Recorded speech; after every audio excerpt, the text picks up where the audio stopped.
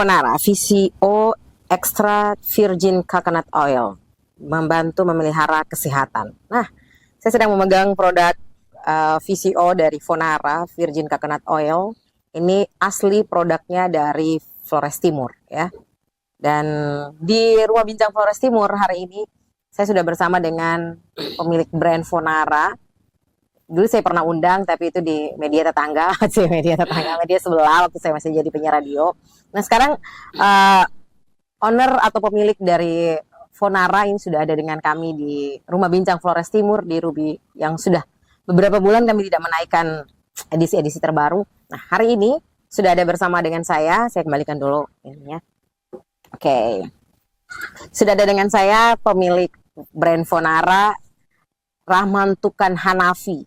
Rahman Tukan Hanafi ini orang Adonara, biasa disapa dengan Rahman, Wewit ya, dari Wewit. Kemudian kabar baiknya beliau ini adalah Duta Muda Pertanian. Siap. Duta Muda Pertanian skala nasional ini Indonesia, bukan hanya untuk Flores Timur, NTT, tapi ini Duta Muda Pertaniannya Indonesia. Saya bangga hari ini di Rumah Bincang Flores Timur di Ruby duduk dengan Duta Muda Pertanian Indonesia. Salam jumpa Kak Rahman. Jumpa Kak Sevi. Sehat? Sehat berkat VCO gitu ya. Berkat VCO ya. Kita mau berbicara tentang VCO dulu, nanti baru terakhir kita bicara terkait dengan Duta Muda Pertanian ya. Kenapa kasih nama Fonara? Fonara ini jujur Kak Sevi, Fonara ini kami terinspirasi dari brand besar yang nama Bimoli. Oke. Nah, Kak Sevi tahu tidak kepanjangan saya dari tidak Bimoli? tahu kepanjangan Bimoli. Bimoli itu Bitung Manado Oil Limited. Oke, Bitung Manado Oil Limited. Jadi disingkat Bimoli. Disingkat Bimoli. Oke. Saya terinspirasi dari situ, akhirnya saya buat Fonara. Aha. Nah, sebelum Fonara itu brand kami bernama Donara. Oke. Jadi Donara itu saya plesetkan dari kata Adonara. Yang artinya do itu kami ata Edo. Oke. Ya, bagian Adonara Barat dengan Tengah. Oke. Lalu Nara itu dalam bahasa lama Holot itu artinya sekutu ya. Nah, cuman rupanya setelah itu saya diundang untuk ada kegiatan ICCN, Indonesian Creative Cities Network di Riau, Pekanbaru. Sepulang dari sana saya yang belum paham tentang haki segala macam, dan akhirnya malah brand itu orang lain yang daftarkan di haki. Oke, dengan menggunakan Donara. Donara. Oke. Nah, di Donara dulu itu kami terinspirasi dari brand Prancis yang bernama Danone. Oke, Danone. Ya, Danone. Saya terinspirasi dari Danone, akhirnya saya buat Donara. Oke. Lalu karena Donaranya sudah terdaftar di haki, maka kami rubah jadi Fonara. Oke. Fonara itu apa? Fonara itu Flores Adonara. Oke. Itu singkatannya. Jadi singkatan dari Fonara itu Flores Adonara, berawal dari Donara terlebih dahulu. Waktu saya undang pertama Donara ya, Donara. Kemudian sudah menjadi Fonara, sudah dipatenkan. Sudah dipatenkan di 3 tahun yang lalu kami sudah patenkan di hak kekayaan intelektual. Oke, itu berarti informasi juga buat teman-teman yang UMKM memiliki brand, harus mendaftarkan itu menjadi hak kekayaan intelektual ya, supaya brandnya menjadi milik, tidak dipakai oleh brand tidak dipakai lagi. Oke, kenapa kemudian memilih VCO? Kenapa memilih kelapa menjadi produknya Fonara? Oh ya, kenapa saya memilih kelapa? Karena satu, saya melihat bahwa usaha yang bisa untuk jangka panjang itu bagaimana kita kemudian memecahkan persoalan yang ada di masyarakat. Oke. Nah, saya melihat di 5 tahun yang lalu itu harga kelapa itu harganya fluktuatif. Kita belum panen, dibilang harga kopra 10.000. Oke. Nah, ini berangkat dari kelapa sendiri nih, orang tua nih. Ketika dibawa ke tengkulak kelapa, itu dibilang, aduh, harganya sudah turun nih beberapa jam yang lalu. Nah, kalau kita berbicara tentang kopra, ini tentunya kan struktur hierarki. Jadi penentuan harganya dari sana. Nah, saya menyadari bahwa untuk membuat produk itu tentu tidak mudah, tidak mudah.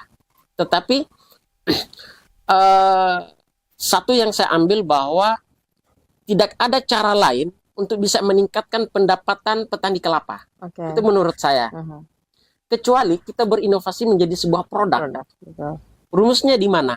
Hanya produsen yang menentukan harga pasar. Nah, ketika saya menentukan harga pasar, maka saya bisa menentukan harga keseluruhan. Tetapi untuk mencapai visi misi itu tidak semudah. Sangat tidak mudah. Kita berbicara tentang pemasaran, kita berbicara dari hulu ke hilirnya, itu semua sangat tidak mudah. Makanya Kak Sevi, sejauh ini, kalau Kak Sevi mau tahu datanya, yang bermain di kelapa itu kebanyakan brand besar. Dalam tanda kutip produk ya, ingin produk. Jadi produk yang tembus ke supermarket, apotik, yang selama ini menjadi kompetitor kami, itu brand-brand besar Kak Sevi. Itu brand-brand besar. Kami menyadari itu, tetapi Fonara hadir membawa satu cerita, bukan hanya sekedar menjual produk, tetapi bukan hanya menjual minyaknya, tapi kita menjual storytellingnya. Cerita di balik ini bahwa di setiap tetes VCO Fonara itu ada sentuhan tangan dari petani kita di Flores Timur. Nah, itu yang kami jualkan, dan satu kami poinnya menjaga kualitasnya. Nah, jadi Fonara bertahan sampai hari ini itu di situnya kan. Jadi sebenarnya memilih mengolah kelapa ini karena memang daerah kita banyak kelapa. Kemudian harga kopra, harga kelapa itu kan selalu berubah-ubah ya. Belum panen pun sudah ada harganya. Hari ini naik, besok bisa turun. Kemudian proses kalau kita menjual kelapa dalam bentuk utuh jauh lebih murah ketimbang kita menjualnya sudah diolah ya, sudah diolah dalam sebuah produk. Dan kemudian Rahman memilih untuk membuat VCO ya dengan modal kelapa semua yang ada di Pulau Adonara berarti. Sejauh ini masih menggunakan kelapa yang ada di Adonara. Kelapa di Adonara. Tapi saya lihat bahwa awal-awal itu tidak hanya VCO tapi juga dengan sabun cuci tangan, ya? Sabun cuci tangan, sabun cuci piring, dan juga ada minyak gorengnya. Sekarang masih dengan produk itu? Ya, kalau untuk sabunnya masih.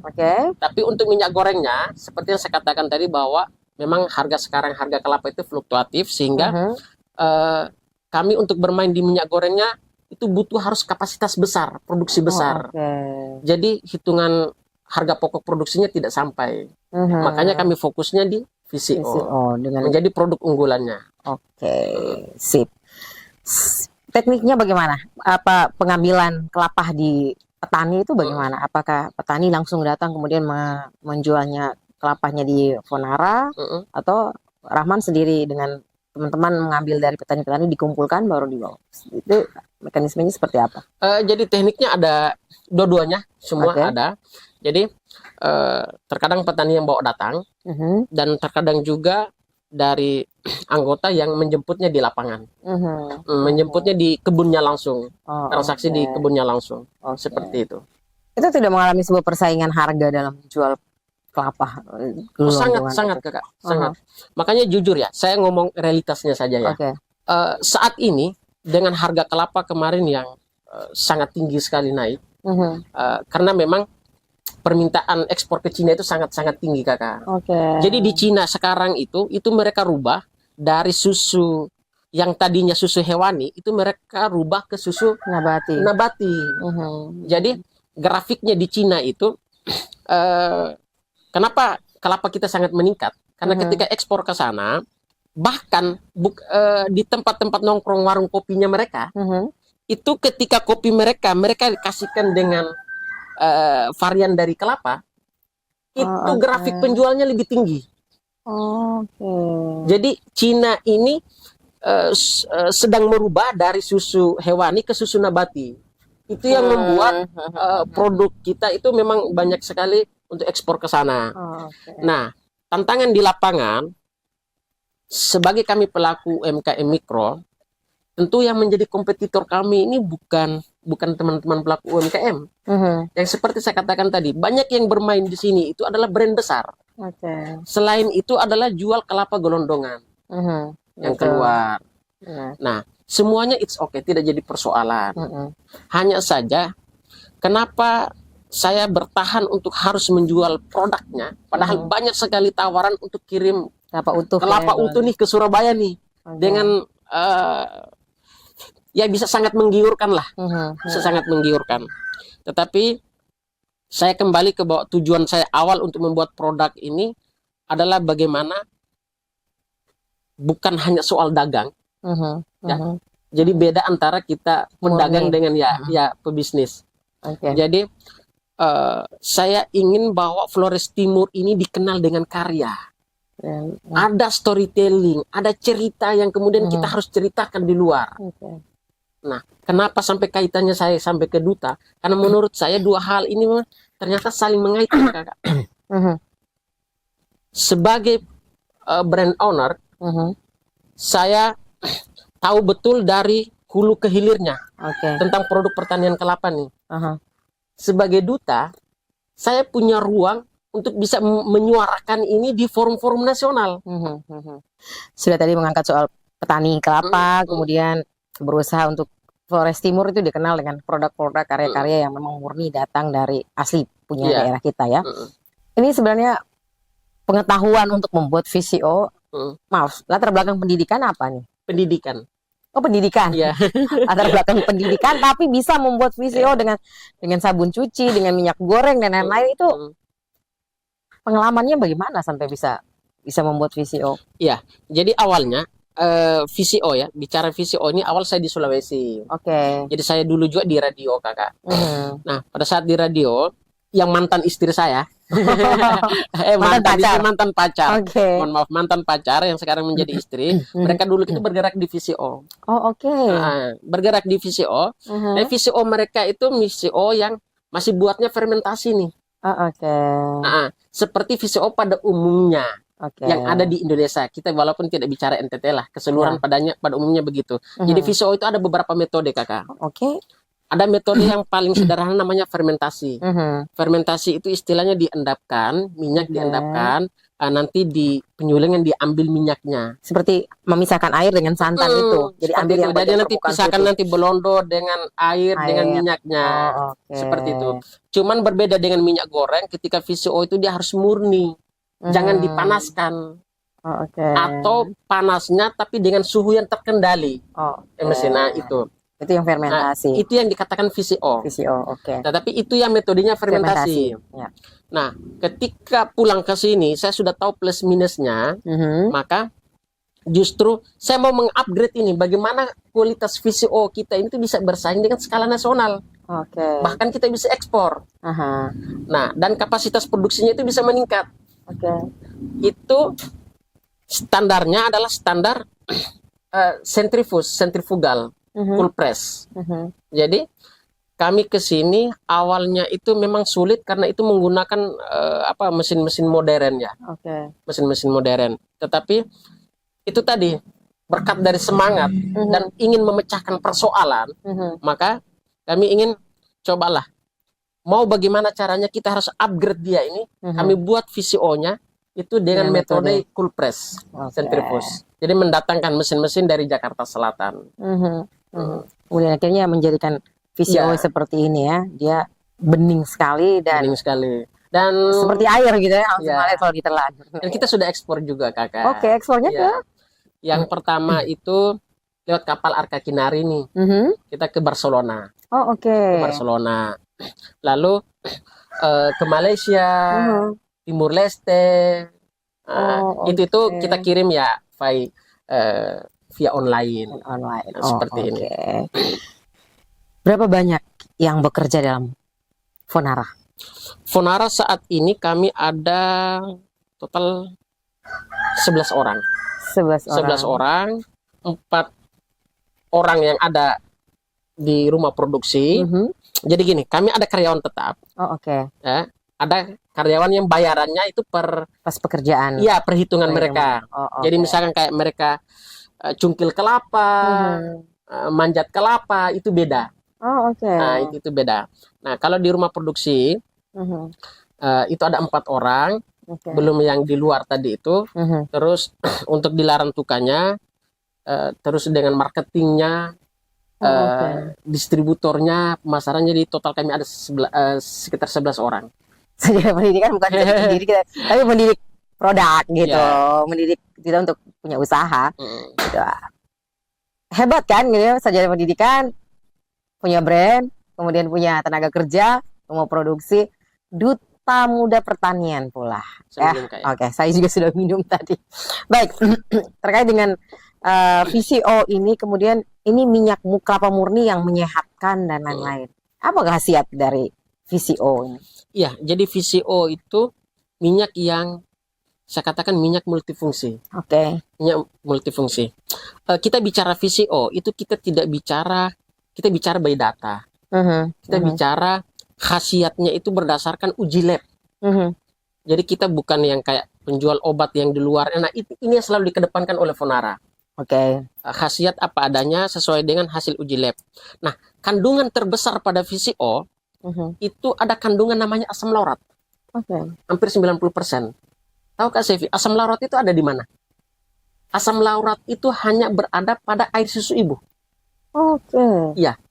Makanya bedanya anak yang minum air susu ibu dengan minum susu kaleng. Formula. Susu formula. Itu daya tahan tubuhnya berbeda. Nah, di VCO itu ada kandungan itu. Bahkan kandungan terbesar dari VCO itu ada namanya asam laurat. Nah, jadi dia untuk imun tubuh itu sangat bagus sekali. Makanya pada saat di COVID yang pertama itu, Kemenristek itu langsung mengeluarkan bahwa ada 4 herbal yang menjadi suplemen sebagai suplemen untuk pencegahan COVID nih. Pertama ada kelor, kunyit, temulawak, dan juga VCO. Bahkan artis-artis Bollywood itu kita bisa searching, mereka pakai untuk makeup remover, mereka pakai untuk maskeran, semua rambut yang rontok, itu dia recommended sekali untuk gatal-gatal. Jadi kalau malam hari kita pakai maskeran, lalu paginya baru kita bilas. Kalau rutin pakai itu nanti wajahnya itu alami. Itu untuk dari pemakaian luar nih. Nah, kalau untuk pemakaian dari dalam, itu dia bagus sekali untuk imun tubuh. Makanya diminum nih, konsumsi nih. Takarannya sehari satu kali minum 1 sendok makan atau pagi? Jadi takarannya itu kalau untuk menjaga daya tahan tubuh bisa 1 sendok. Tapi untuk kalau kita menyembuhkan ada kesehatan, itu lebih bagus itu 2 sendok. Tetapi setiap orang itu Kak Sevi punya imunnya beda-beda nih. Misalkan nih saya minum nih 2 sendok, kok saya belum terlalu merasakan apa ya? Bisa naikkan nanti di 3 sendok. Tapi kalau seandainya kita pertama kali mengkonsumsi, mungkin bisa kita ada detoksifikasi di dalam tubuh, mungkin kita diare atau pencernaan kita bagaimana? Iya, betul sekali. Ada efeknya itu. Proses kerja dengan manfaatnya yang luar biasa tadi itu. Tapi di saat awal kita konsumsi itu proses kerjanya detoksifikasi dulu nih. Jadi kita itu, mohon maaf, kadang misalkan usus kita kurang baik nih. Orang yang sehat itu orang yang fesesnya itu baik. Nah, rumusnya di situ. Nah, kalau usus kita itu kurang baik, otomatis feses kita kurang baik. Pada saat awal minum konsumsi VCO, awal itu pasti kita itu rasa perut itu sakit dulu. Gitu. Karena dia membersihkan. Jadi prosesnya detoksifikasi kakak. Setelah itu baru dia mulai meregenerasi sel. Jadi sel-sel yang mati itu dia tumbuhkan kembali. Bulan ketiga kita konsumsi lagi, dia mulai untuk imun. Di musim pancaroba ini kadang daya tahan tubuh lemah, itu dia bagus sekali untuk imun. Saya belajar tentang semua jurnal tentang kelapa. Semakin saya mendalami, saya merasakan wow, ternyata ini luar biasa sekali. Luar biasa sekali. Kenapa lambang pramuka pakai tunas kelapa? Karena di kelapa itu menurut saya itu tumbuhan ajaib. Dia bisa hidup di pantai, di gunung, di mana saja. Itu ternyata ada mukjizat yang dikasih sama Tuhan yang kita tidak paham nih. Ternyata semakin ke sini kita akhirnya mempelajari bahwa ternyata bagaimana cara mengambil minyak yang baik Di kelapa itu, yaitu ada metode-metodenya, bukan dengan metode pemanasan. Oke. Nah, seperti itu kakak. Oke. Jadi sebenarnya bisnis dapat, usaha dapat, sebagai sebuah pergerakan untuk apa ya? Bukan kalau terlalu ekstrim kalau kita melawan kapitalis, tidak ya. Tapi ini real ya. Ini dalam usaha dapat, kesehatan dapat, mengedukasi. Pokoknya semua dalam usaha yang dilakukan oleh Rahman dalam brand Fonara ini sangat luar biasa begitu ya. Ya mengedukasi soal kesehatan, informasi bagaimana membuat usaha, menciptakan brand komplit gitu ya. Dan baru-baru ini ternyata Rahman dan teman-teman dari produk UMKM ini diundang untuk mengikuti kegiatan untuk pelatihan atau pendampingan ya. Kemudian memajang produk ini, mendisplay produk ini di Sarina. Ya, Mall Sarina. Betul, di Mall Sarina. Kemudian ada pembeli dari luar negeri begitu ya. Saya lihat videonya. Ini boleh diceritakan bagaimana kalau sampai bisa mengikuti pelatihan itu diselenggarakan oleh dinas mana atau apa, kemudian hadir di Mall Sarina. Oke, baik. Jadi kami ada 20 orang yang difasilitasi oleh Dinas Koperasi dan UMKM Flores Timur. Untuk kegiatan utamanya itu kami belajar tentang pendampingan UMKM yang ada di Bogor. Di Wisma Hijau, yang ownernya kita sangat tahu, Turubus. Sangat luar biasa di sana. Nah, setelah itu Pak Bupati kita ini, wow, menurut saya orang yang sangat cerdas sekali. Karena melihat kami tadi ada kegiatan intinya ada di sana, maka bagaimana produk-produk lokal Flores Timur itu harus dipajang di jantung ibu kota. Betul. Yaitu di mallnya Sarina. Nah, kami mohon maaf ya, kita yang dari desa pelosok, apalagi produk kita ada di etalase Sarina, itu dibeli atau tidaknya itu kedua ya. Oh, dibeli itu kedua. Nah, tapi dipajang saja itu kita sudah merasa bersyukurnya luar biasa. Nah, pada saat itu ternyata ada tamu yang kebetulan datang di Sarina itu dari Menteri Perdagangan. Menteri Perdagangan dari Uganda bersama dengan Wakil Menteri Perdagangan Indonesia. Datang dan dia sangat expect sekali melihat tenun-tenun kita. Dan di situ juga ada si Adik Ria Sentara menenun. Setelah itu dia datang melihat produk-produk, dia lihat ada kopi, ada kreativitas dari batok kelapa dari Abang Pius, dan juga ada VCO Fonara.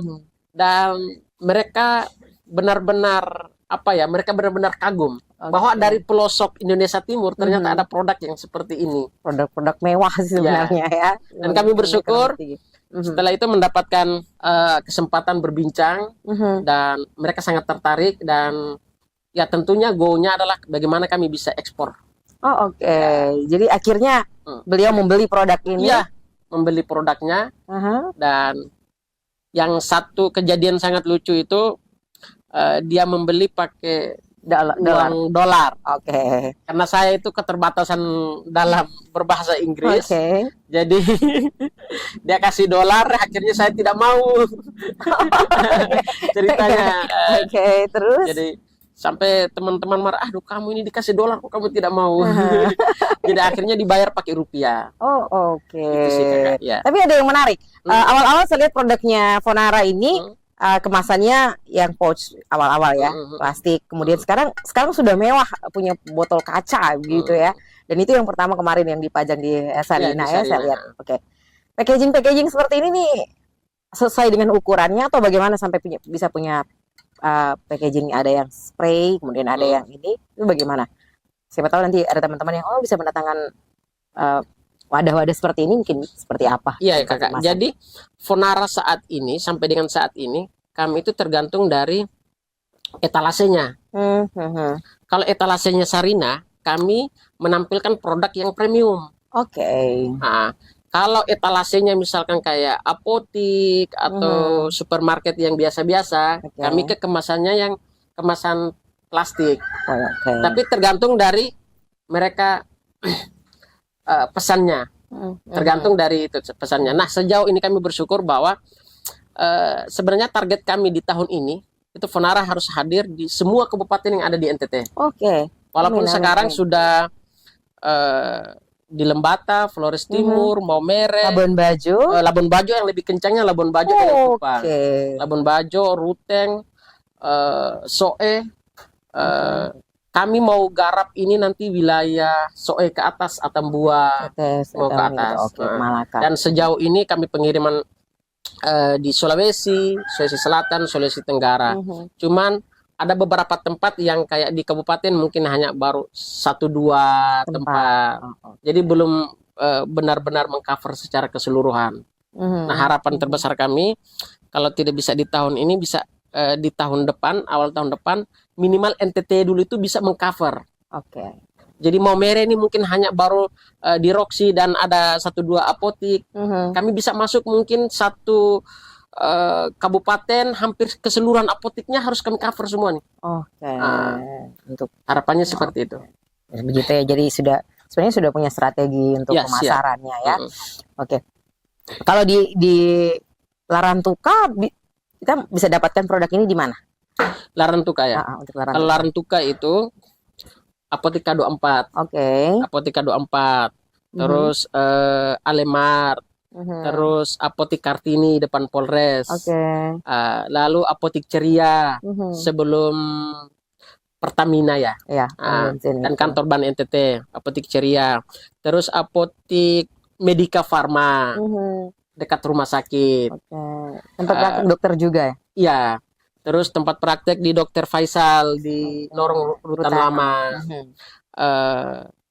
Terus ada di kios di Waibalun sana, kios Sinarmas apa, terus di pelabuhan dan banyak tempat-tempat yang kecil. Jadi gini Kak, Fonara ini memang bisnisnya bukan hanya B2C tapi B2B. Ya, lebih banyaknya itu B2B. Nah, jadi kami itu sampai ke distributor, distributor yang atur semuanya nih, reseller, agen. Lebih banyaknya itu B2B. B2C-nya itu sedikit saja. Jadi ada tempat yang memang saya harus kasih masuk memang sendirian atau kami jualnya sendirian. Nah, itu 1-2 saja. Kebanyakannya itu B2B-nya. Itu. Jadi sebenarnya tinggal kalau teman-teman mau memutuskan untuk menjadi sellernya silahkan, mau B2B atau gitu ya. Jadi menarik nih kalau seandainya saya mengambil produk ini kemudian saya pasarkan di Papua, ya kan? Ya, sangat kan gitu. Kita tinggal ini kan orang kita jadi tinggal menjual kembali produk ini, kita ambil dengan harga sekian, kita melepasnya dengan harga sekian. Jadi di sistem manajemen kami Fonara ada beberapa distributor nih maupun reseller nih. Ketika misalkan nih distributor sudah kasih masuk di apotik A. Yang lain tidak bisa kasih masuk di apotik A. Dan selamanya itu akan menjadi usahanya dia. Menarik kan? Betul. Kita tidak merebut pasar gitu ya. Jadi si A sudah kasih masuk misalkan di Alemart nih. Selamanya untuk masuk di Alemart hanya si A saja. Itu si A saja dia. Kecuali dia tidak membeli tidak menjadi distributor Fonara lagi baru kami alihkan ke yang lain. Seperti itu. Jadi sangat terbuka sekali. Tapi zaman sekarang ada NTT Mart ya? Ya, ada NTT Mart. Apakah Fonara sudah masuk? Belum masuk dan kami rencana. Kami masih dalam tahap perencanaan dan juga Alfamart juga yang menjadi target kami. Ada beberapa dokumen juga yang belum kami masukkan dan memang semua produk teman-teman UMKM juga belum ada masuk. Betul. Itu salah satu perjanjian juga bahwa produk lokal, produk UMKM lokal juga harus masuk ke ini. Mudah-mudahan ya cepat ya supaya ketika teman-teman yang dari luar hanya sampai di Kupang masih bisa dapat produk Fonara di NTT Mart. Ini sekaligus membicarakan tentang NTT Mart ya. Ya, kita ikut membantu mempromosikan giat-giat pemerintah kita begitu ya. Nah, sekarang kita mau ke Duta Muda Pertanian. Ini Duta Muda Pertanian Indonesia skala nasional, men. Aduh, saya bangga sekali. Kalau kemarin saya undang masih punya Udonara, sekarang saya sudah undang punyanya Fonara dan jadi Duta Muda Pertanian. Bagaimana ceritanya? Itu siapa yang menobatkan kemudian bisa jadi Duta Muda Pertanian? Untuk menjadi Duta Muda Pertanian itu ada banyak persyaratan Kakak. Akan ada banyak persyaratan karena seleksinya itu secara nasional. Jadi pada saat itu berarti itu bersaing dengan teman-teman seluruh Indonesia. Memasukkan Ini bicaranya Indonesia. Jadi berapa banyak waktu itu yang memasukkan persyaratan-persyaratan? Wah, pada saat itu ratusan kakak. Oke. Untuk bicara skala nasional Ya. ya ratusan. Lalu di wilayah timur NTT, Nusra ya, Oke. Bali, NTB, NTT. NTB, NTT, itu dikelompokkan semua, dan Fonara salah satunya yang lolos. Jadi pada saat itu kami masuk di 90 besar dulu nih. 90 besar. Jadi nanti dari 90 besar itu dikurasi lagi menjadi 50 besar. Itu Fonara masih lolos nih. Setelah itu dari 50 tadi itu sebelum kami presentasinya online nih. Presentasi online semua dan dinilai, dan jadi dari ratusan tadi ke 90, 90 tadi sampai ke 50. Nah, 50 itu kami dari NTT itu ada 2 orang. Saya dengan kawan namanya Franz di Ngada. Beliau bergerak di ayam petelur. Mengikuti grand finalnya dari 50 orang dari ratusan orang seluruh Indonesia. Kami mengikuti grand finalnya di Bogor. Pada saat grand final itu, wow, jujur kakak, sampai saya dengan teman itu sudah merasa pesimis lah. Karena presentasinya teman-teman itu memang mereka sudah punya brandingnya sangat luar biasa, dan kebanyakan PT-PT semua, dan pendapatan mereka per bulan saja ada yang 600 juta per bulan. Sedangkan itu dibagi kami UMKM mikro di pelosok pedesaan itu bisa 1 tahun. Jadi pendapatan kami di 1 tahun, mereka punya itu di 1 bulan. Jadi itu yang menjadi tantangan luar biasa. Cuman posisi di situ itu secara pribadi ya, secara pribadi saya menguatkan diri bahwa mereka bisa brandingnya bagus karena mereka berada di kota. Saya mencoba untuk menonjolkan bahwa ke Indonesia Timurannya. Saya harus menampilkan sisi lain bahwa membangun produk dari daerah itu tidak mudah. Benar. Jadi jujur Kak Sevi, pada saat presentasi itu sebenarnya saya itu lebih banyak ke apa ya? Saya malu juga kalau saya nonton video saya itu. Karena saya lebih banyak ke marah-marah. Marah-marah tidak jelas pada siapa gitu ya. Marah-marah tidak jelas. Jadi presentasi di atas itu saya memang mulai awalnya itu model kayak memang orasi. Saya mau ingin menyampaikan bahwa Fonara ini lahir dari pelosok desa di Flores Timur, di Nusa Tenggara Timur. Itu yang saya ingin sampaikan di sana. Dan tanpa saya sadari, dengan segala keterbatasan, itu justru memicu kami untuk berkembang. Itu justru malah menjadi poin plus. Dan tanpa saya sadari bahwa dari 50 grand final tadi, yang selama ini setiap tahunnya itu NTT itu selalu kalah. Saya coba pelajari ini kenapa.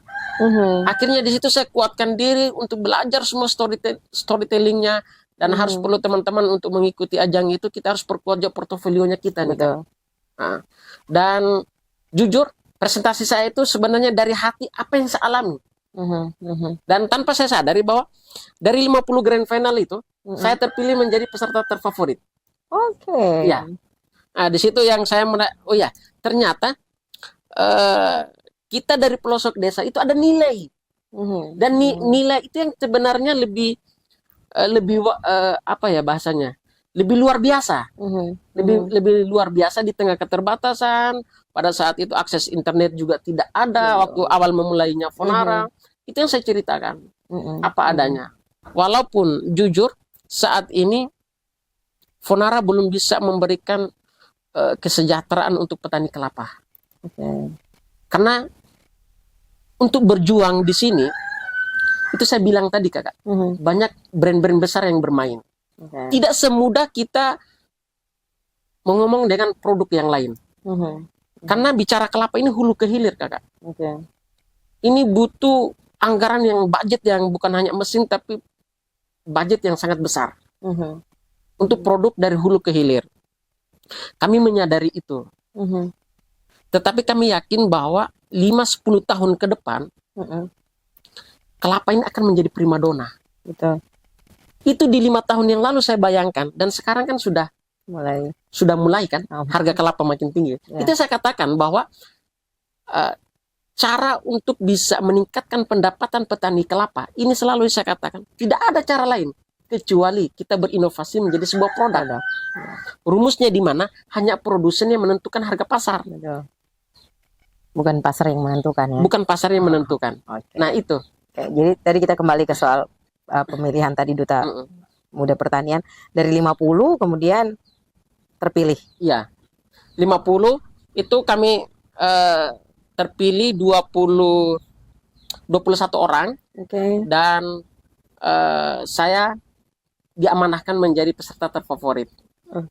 Peserta terfavorit. Nah, itu sesuatu yang ya menurut saya di luar dugaan saya.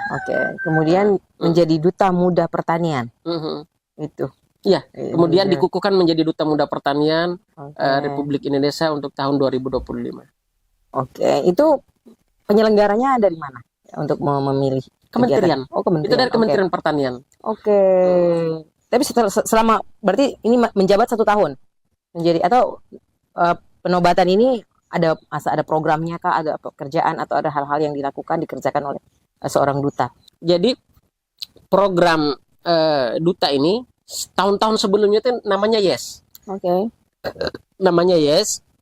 YES itu sekarang setelah dari program YES, sekarang itu diganti ke YAA. Yang Ambassador Agriculture. Kalau di YES tadi lebih ke entrepreneurnya. Tapi sama sih sebenarnya programnya.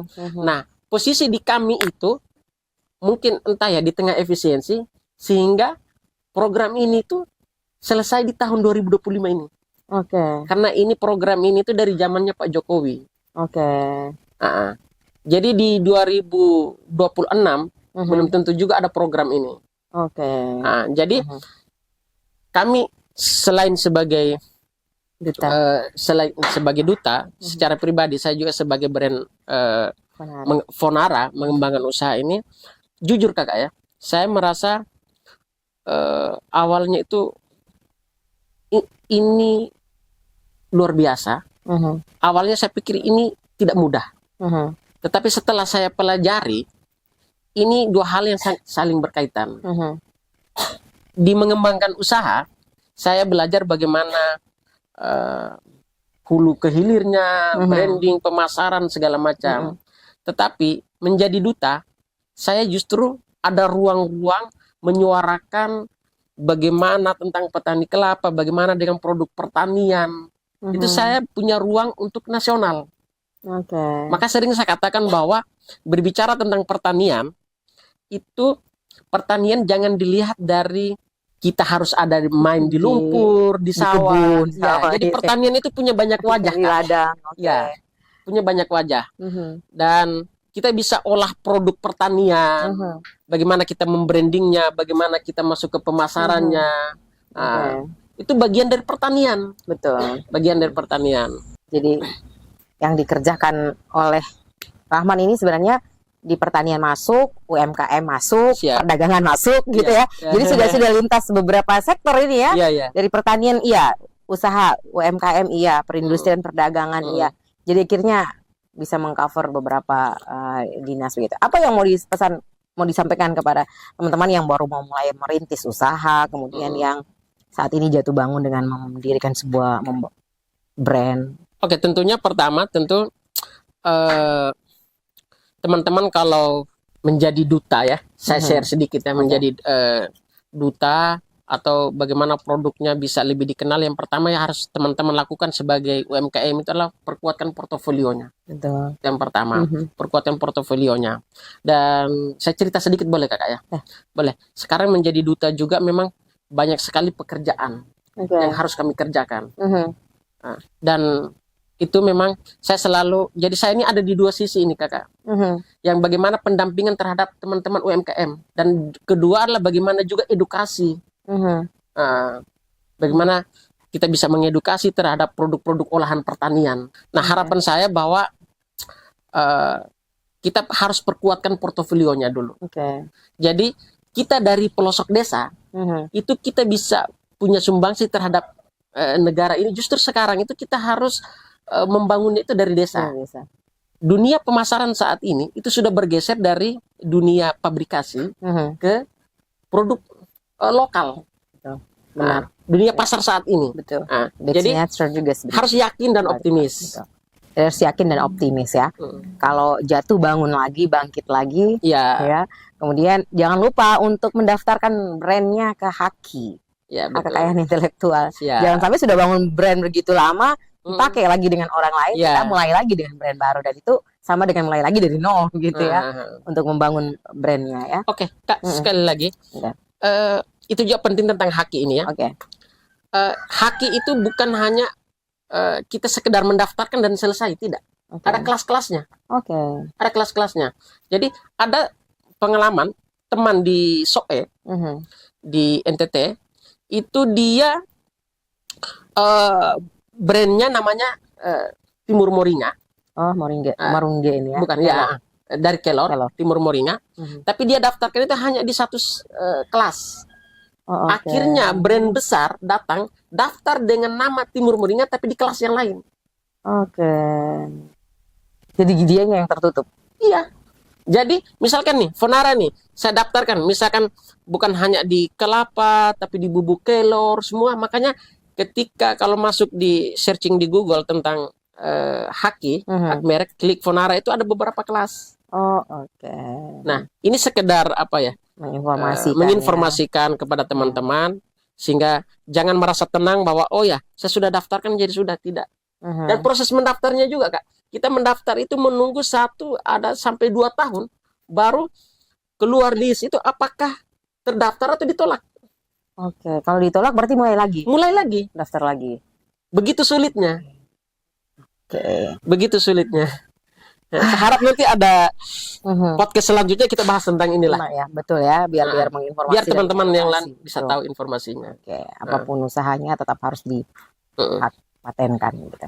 Terima kasih Abang Rahman sudah hadir di Ruby Rumah Bincang Flores Timur. Ini ada satu kata terakhir.